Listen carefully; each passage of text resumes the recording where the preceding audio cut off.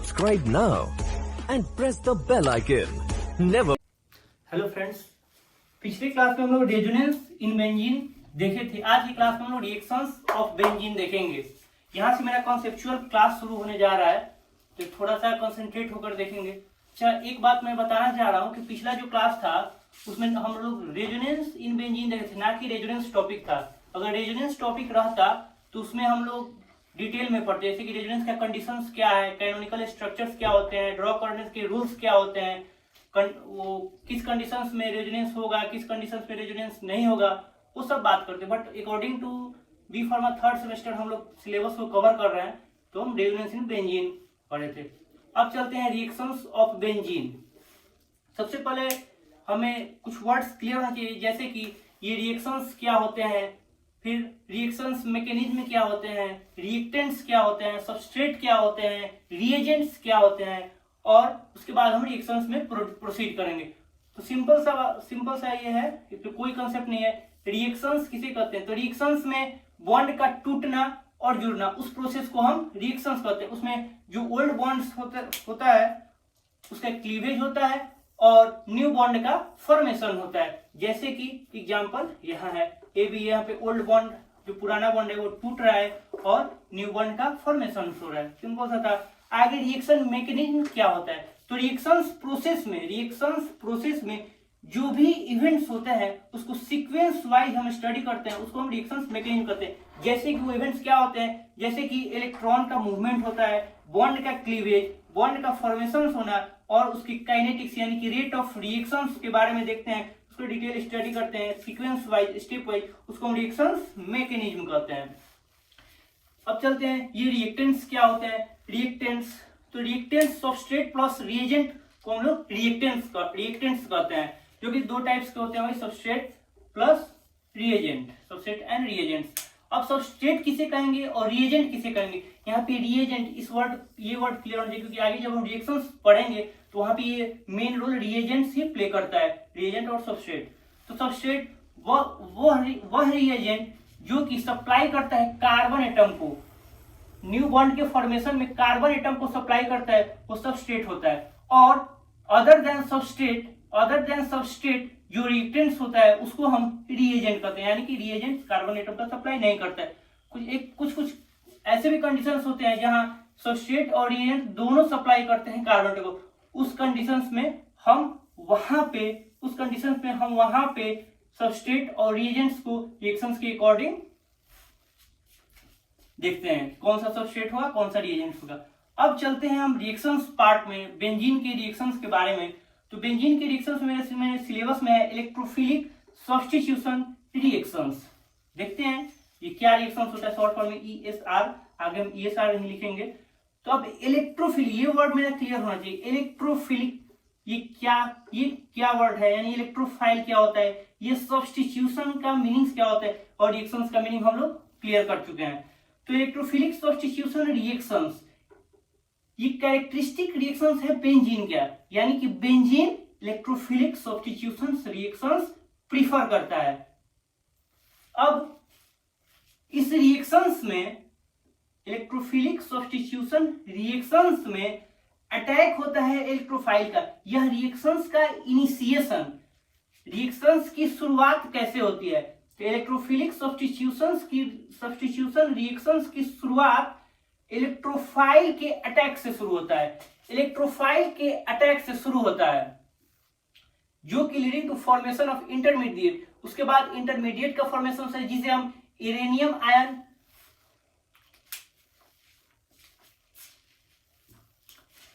भी कहते हैं, या सिग्मा कॉम्प्लेक्स करते हैं, और वैलेंट कॉम्प्लेक्स के नाम से भी जानते हैं।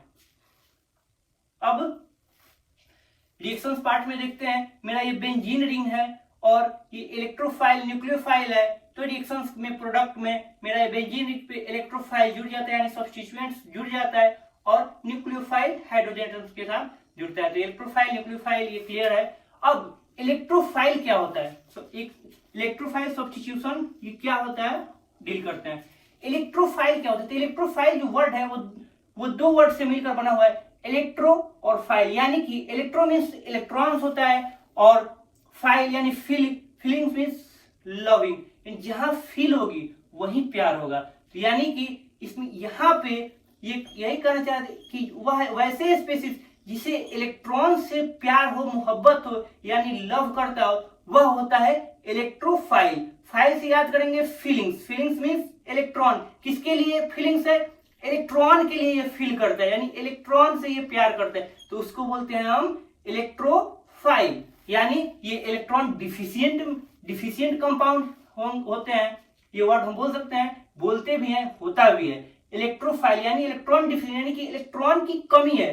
कोई भी अगर ये इलेक्ट्रॉन से प्यार क्यों कर रहा है, ये इलेक्ट्रॉन से प्यार क्यों कर रहा है? क्योंकि इसके पास इलेक्ट्रॉन की कमी है, इसलिए। तो ये मेरा क्लियर हो जाना चाहिए। जैसे कि एग्जांपल्स में NO2 है, यहाँ पे इलेक्ट्रॉन की कमी है, SO3 में इलेक्ट्रॉन्स की कमी है, H+ इलेक्ट्रॉन्स की कमी है। अब मैकेनिज्म, अब यहाँ पे स्टेप वाइज मैकेनिज्म देखते हैं कि इलेक्ट्रोफिलिक सब्स्टिट्यूशन रिएक्शंस का मैकेनिज्म क्या होता है। मैकेनिज्म हम पहले ही बता चुके हैं कि रिएक्शंस मैकेनिज्म क्या होता है। तो मैकेनिज्म का मीनिंग से होता है स्टेप वाइज जो भी रिएक्शंस में घटना होती है उसको हम मैकेनिज्म बोलते हैं, यानी स्टेप वाइज प्रोसेस को देखते हैं उसे हम रिएक्शंस मैकेनिज्म बोलते हैं। तो फर्स्ट स्टेप में ये first step, second step, third step, ये स्टेप हमें माइंड में रहना चाहिए। मैं लास्ट में बताऊंगा, अगर ये माइंड में नहीं भी है, ये याद करने की कोई जरूरत नहीं है कि यार फर्स्ट स्टेप में क्या होता है, सेकंड स्टेप में क्या होता है, थर्ड स्टेप में क्या होता है, ये बिल्कुल याद नहीं करना। बट यहाँ पे एक बार समझ लिए थोरोली, यहाँ पे समझ लिए, क्योंकि सारे रिएक्शंस में ये इंपॉर्टेंट रोल प्ले करेगा। तो ये अगर नहीं है, ये याद करने की जरूरत ही नहीं है। आगे जब हम नाइट्रेशन प्रोसेस देखेंगे वहां पे मैं क्लियर कर दूंगा कि आप खुद से मैकेनिज्म लिख सकते हैं, एकदम सिंपल है, बट थोड़ा सा कंसंट्रेशन लेवल चाहिए यहाँ पे। तो फर्स्ट स्टेप में क्या होगा? Formation of electrophile. क्योंकि इलेक्ट्रोफिलिक सब्स्टिट्यूशन रिएक्शंस की शुरुआत ही होती है बाय अटैक ऑफ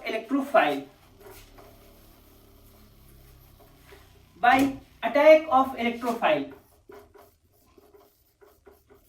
अटैकिंग से। किसके अटैक से? इलेक्ट्रोफाइल के अटैक से। तो इलेक्ट्रोफाइल कब अटैक करेगा? जब इलेक्ट्रोफाइल बनेगा। तो सबसे पहले स्टेप में इलेक्ट्रोफाइल बना, वही तो है कि first step formation of electrophile. अब जब बन गया तो वह अटैक करेगा, यानी वो मेरा सेकंड स्टेप हो गया, यानी अटैकिंग ऑफ इलेक्ट्रोफाइल, वही तो मेरा सेकंड स्टेप है। इसमें याद करने की क्या बात है, बस माइंड में रखना है यार। तो अटैकिंग ऑफ इलेक्ट्रोफाइल, यहाँ पे मैं शो कर दिया हूं कि इलेक्ट्रोफाइल का फॉर्मेशन हो रहा है, दूसरे में अटैक हो रहा है इलेक्ट्रोफाइल का, यानी अटैकिंग ऑफ इलेक्ट्रोफाइल, तो वह जाकर बेंजीन रिंग से जुड़ रहा है और यूरेनियम आयन कॉम्प्लेक्स बना है। इसी को विलेंट कॉम्प्लेक्स भी बोलते हैं या सिग्मा कॉम्प्लेक्स भी बोलते हैं। अब थर्ड स्टेप में क्या होगा? जब इलेक्ट्रोफाइल जुड़ जाएगा तो थर्ड स्टेप में क्या होगा? हाइड्रोजन का रिमूवल होगा, यानी लॉस ऑफ हाइड्रोजन को लॉस करेगा और उसके बाद वह फिर प्रोडक्ट का फॉर्मेशन करेगा, यानी इलेक्ट्रोफाइल जुड़ जाएगा। अब यहाँ पे एक बात माइंड में आ रहा है कि यह हाइड्रोजन का रिमूवल क्यों करेगा? इस प्रोसेस में हम देख रहे हैं तो यह बेंजीन रिंग है, जो कि हम पहले बता चुके हैं कि ये एरोमेटिक रिंग है। बेंजीन रिंग है जो कि एरोमेटिक रिंग है। तो जब इलेक्ट्रोफाइल का अटैक हो रहा है, तो ये नॉन एरोमेटिक हो जा रही है। देख रहे हैं हपल्स रूल के थ्रू हम देखते हैं एरोमेटिक का नॉन एरोमेटिक। 2 4 6 यहाँ पे पाई इलेक्ट्रॉन्स है, यहाँ पे 2 4 4 पाई इलेक्ट्रॉन्स है, जो कि एरोमेटिक से नॉन एरोमेटिक में ये चेंजेस हो रही है, तो स्टेबिलिटी डाउन हो रही है। तो फिर अपने पुनः स्टेबिलिटी को रीगेन करने के लिए हाइड्रोजन का रिमूवल होता है। हाइड्रोजन लॉस करके यह फिर एरोमेटिसिटी को रिटेन करती है और वह अपने स्टेबिलिटी को मेंटेन करते हैं। तो ये था मेरा, ये रिएक्शंस क्या होता है, रिएक्शंस का ये जो मैकेनिज्म था, कितने स्टेप में होते हैं रिएक्शन मैकेनिज्म क्या होता है, इलेक्ट्रोफाइल क्या होता है, ये सर हाँ एक चीज मैं सब्स्टिट्यूशन, इसको इलेक्ट्रोफिलिक सब्स्टिट्यूशन रिएक्शंस क्यों बोलते हैं? इसलिए बोलते हैं इलेक्ट्रोफिलिक सब्स्टिट्यूशन रिएक्शंस इसलिए बोलते हैं क्योंकि जो इलेक्ट्रोफाइल है इलेक्ट्रोफाइल है वह हाइड्रोजन आयन को रिप्लेस कर देता है, sorry hydrogen ion hydrogen atom को रिप्लेस कर देते हैं, यानी रिप्लेस। सब्स्टिट्यूशन का मीनिंग क्या होता है? रिप्लेसमेंट। अगर रिप्लेसमेंट नहीं होगा, अगर यहाँ पे कोई सब्स्टिट्यूएंट जुड़ जाता है तो उसको हम बोलते हैं एडिशन रिएक्शंस, इलेक्ट्रोफिलिक एडिशन का नाम देते हैं। अगर एडिशन नहीं होकर कोई प्रोडक्ट एलिमिनेट हो जाता है तो उसको हम एलिमिनेशन वर्ड देते, एलिमिनेशन रिएक्शंस देते।